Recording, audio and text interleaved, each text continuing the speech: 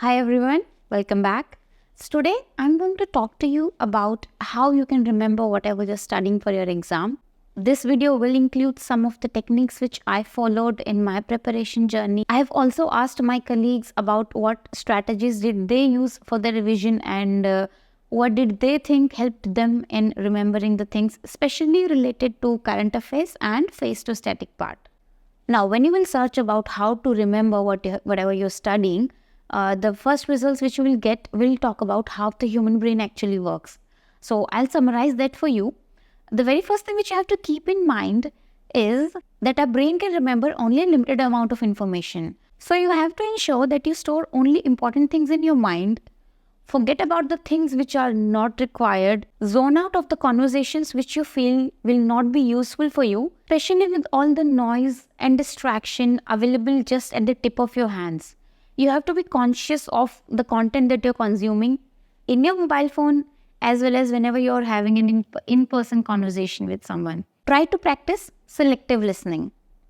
Now, the second thing that you have to remember is that our brain erases some of the information that we come across during the day. So to make sure that you do not forget the useful information, you have to revise whatever you're studying at regular intervals. I will emphasize on it at regular intervals. Now those intervals can vary depending on your schedule, but please make sure that you're revising at least once a week or twice a week. Now the important question comes is how to revise whatever we're studying. I'll talk in two parts. Number one is related to the current affairs, the GA part, especially in phase 1. And the second will be about the static preparation of phase 2.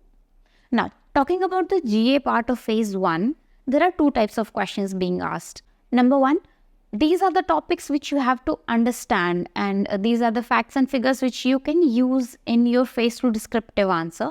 So these are the things which you have to remember for a longer duration of time and are important. Second are the facts and figures which are not very important, that you have to remember them for a long time. And these you will need only in the preparation of your phase 1. ये वो information है जो कहीं पे काम नहीं आती, और इसका ऐसी इन्फॉर्मेशन को याद रखने का एक ही सोल्यूशन है कि इनको बार बार पढ़ते रहो कि वो चीज़ आपके दिमाग में छप जाए सिर्फ फेज 1 तक. इसका कोई और ऑल्टरनेटिव नहीं है. I have asked a few of my colleagues about how did they remember such facts, और सबने मिलकर एक ही चीज़ बताई है कि ऐसी चीज़ों को सिर्फ रटना ही होता है. तो उसका कोई सोल्यूशन नहीं है, उसको आपको बस बार बार पढ़ के याद ही करना होगा. और ऐसी चीज़ों को याद करने के लिए आप उनको रिलेट कर सकते हो किसी ऑलरेडी एग्जिस्टिंग चीज़ से.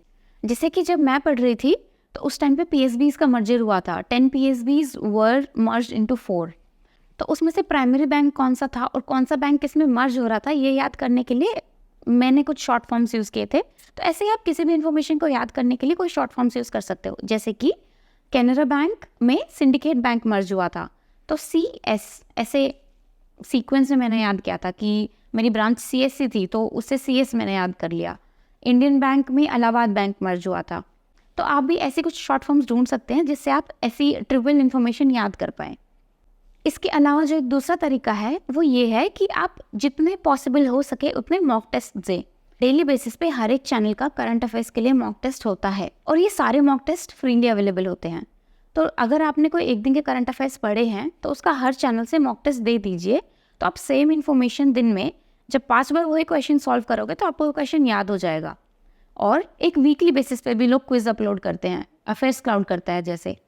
तो इनको अगर आप डेली बेसिस पे सॉल्व कर रहे हैं और आप वीकली बेसिस पे भी सॉल्व कर रहे हैं तो वो चीज़ आपको याद हो जाएगी. Now for the GA topics जो कि आपको फेज़ 2 में काम आएंगे, तो उनके लिए आप क्या कर सकते हो कि जहां आपने फेज़ 2 के अपने नोट्स बनाए होंगे वहीं साइड में इस चीज़ को स्टिकी नोट्स, लेट्स से अगर आपने डायरी में नोट्स बनाए हैं और आपको फेज़ 2 रिलेटेड किसी गवर्नमेंट स्कीम का बजट अपडेट हुआ है, तो जहाँ पे आपके फेज़ 2 के नोट्स हैं वहीं पे आप स्टिकी नोट से एक एडिशनल पॉइंट ऐड कर दीजिए. या फिर अगर आप ऑनलाइन नोट्स बना रहे हैं तो उनको तो आप इजीली एडिट कर सकते हैं. I show you one page from my phase 2 notes where I have implemented this technique. But first let's talk about how you can work on remembering the things which you study for your phase 2 descriptive exam, that is the phase 2 static part. For remembering the static part, I'll tell you 4 points. First is to create a summary of whatever that you have read. जो भी topic आपने पढ़ा हो, वो topic ख़त्म होने के बाद just sit for 5 minutes and try to think of what all things you can remember जो आपने अभी पिछले आधे घंटे में पढ़ी थी. आप खुद से उस टॉपिक की एक समरी बनाइए. इसका बेनिफिट ये है कि जब आप समरी खुद से बना रहे हैं तो वो चीज़ आपको ज़्यादा टाइम तक याद रहेगी, क्योंकि ये आपकी पर्सनलाइज्ड समरी है. Second, limit your sources. आपको एक चीज़ याद रखनी होगी, हम ना बहुत सारे चैनल से कंटेंट इकट्ठा कर लेते हैं पढ़ने के लिए कि ये भी पढ़ लेंगे, ये भी पढ़ लेंगे. लेट्स से एक सिंपल सा टॉपिक उठाते हैं, एजुकेशन, ESI का एजुकेशन.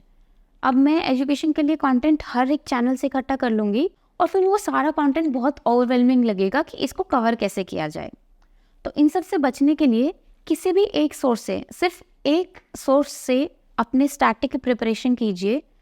और अगर आपको लगता है कि आपका कुछ छूट रहा है जो आपने नहीं पढ़ा है, तो वो आप मॉक टेस्ट में कवर कर सकते हैं, या फिर फेस टू के जो करंट अफेयर्स पढ़ रहे हैं उसमें कुछ नया पॉइंट आया है वो आप अपने स्टैटिक वाले सिलेबस में ऐड कर सकते हैं. So get over this fear of missing out. Third, whenever you are studying for a new topic, तो सबसे पहले आप उस टॉपिक की सिर्फ वीडियो को सुनिए. फिर अगर उस वीडियो के ऑलरेडी एक अवेलेबल PDF है उस टॉपिक की, तो आप उस PDF में बाद में मार्क कीजिएगा after you are done studying the topic. या फिर अगर आप खुद से नोट्स बनाना प्रेफर कर रहे हैं तो पहले पूरी वीडियो सुनने के बाद नोट्स बनाइए सेकंड टाइम जब आप उस वीडियो को सुन रहे हो. क्यों? क्योंकि जब भी हम कोई चीज़ पहली बार सुनते हैं तो हमें उसमें सब चीज़ इंपॉर्टेंट लगती है. तो जो भी वीडियो में चल रहा है या तो मैं वो सारा लिख लूँगी, या फिर जो भी PDF में पहली बार में पढ़ रही हूँ मैं उसको पूरा हाईलाइट कर लूँगी कि ये इंपॉर्टेंट है. बट जब आप रिविजन करने जाओगे तो ये नोट्स, ये PDF नोट्स या फिर जो आपने खुद बनाए हैं ये नोट्स आपकी कोई हेल्प नहीं कर पाएंगे, क्योंकि आपने सब कुछ ही लिख लिया है जो एक लेक्चर में यूज़ होता है टॉपिक समझाने के लिए. तो इससे बचने के लिए आप सेकेंड गो में नोट्स बनाइए. Here is the example which I was talking about earlier. ये मेरे फेस 2 के नोट्स है which I made during my 2021 preparation. Majority of my preparation for last year, that is 22 attempt, was online. तो ये मेरे पुराने notes हैं. तो उस टाइम पे जो भी कुछ नए चेंजेस आए थे वो मैंने यहाँ स्टिकी नोट्स से लगा के अपने उसी टॉपिक में ऐड कर दिए हैं. So you can also follow a similar approach so that you have all the information related to a single topic at one place and you're able to connect the dots in a better way. Now, fourth and the last point is revise your notes frequently. We humans have a strong pictographic memory. तो कई बार क्या होता है ना, आपको exam में answer याद नहीं आता है लेकिन आपको वो चीज़ याद आ जाती है कि मैंने ये नोट्स कहाँ लिखे थे या फिर वो PDF में मैंने कहाँ पे मार्क किया था. तो इस चीज़ को एनफोर्स करने के लिए कि आपकी पिक्टोग्राफिक मेमोरी आपके एग्ज़ाम में आपका साथ दे, आप अपने नोट्स को फ्रीक्वेंटली रिवाइज़ कीजिए. फॉर एग्ज़ाम्पल, गवर्नमेंट स्कीम्स पढ़ते टाइम मैं बहुत बार 2 स्कीम्स के बीच में कंफ्यूज हो जाती थी. तो जिस डायरी में मैंने गवर्नमेंट स्कीम्स के नोट्स बनाए थे उसी डायरी के फर्स्ट पेज पे मैं जिन भी 2 स्कीम्स में कंफ्यूज होती थी उनके बारे में मैं स्टार्टिंग पेज पे लिख लेती थी. लेट्स से स्वच्छ भारत मिशन, ग्रामीण और अर्बन. तो ऐसी सारी कंफ्यूजिंग गवर्नमेंट स्कीम्स का सिर्फ जिस पॉइंट पे मैं कंफ्यूज होती थी वो पॉइंट मैंने डायरी के स्टार्टिंग पेज पे लिख लिया था.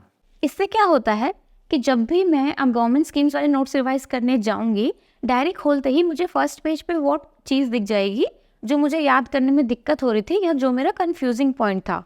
तो बार बार उसी चीज़ को देखने से मेरे माइंड में वो कन्फ्यूजन दूर हो जाएगी और मुझे वो चीज़ भी याद हो जाएगी.